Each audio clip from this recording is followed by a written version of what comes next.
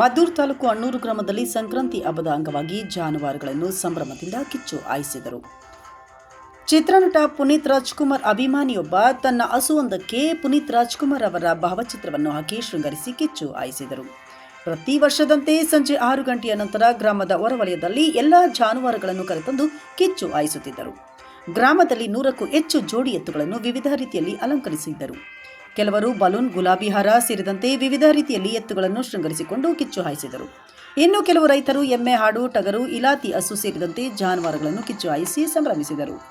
ಈ ಸಂದರ್ಭದಲ್ಲಿ ಕೆಲವು ರೈತರು ನಾಮುಂದು ತಾಮುಂದು ಎಂದು ಕಿಚ್ಚು ಹಾಯಿಸಿದ್ದು ಕಂಡುಬಂದಿತು. 1,000ಕ್ಕೂ ಹೆಚ್ಚು ಮಂದಿ ಕಿಚ್ಚು ಹಾಯಿಸುವುದನ್ನು ನೋಡಲು ಬಂದಿದ್ದರು. ಹಾಗೆಯೇ ಎಲ್ಲರೂ ಮೊಬೈಲ್ನಲ್ಲಿ ಫೋಟೋ, ವಿಡಿಯೋಗಳನ್ನು ಸೆರೆ ಹಿಡಿಯಲು ಮುಂದಾಗಿದ್ದು ಕಂಡುಬಂದಿತು.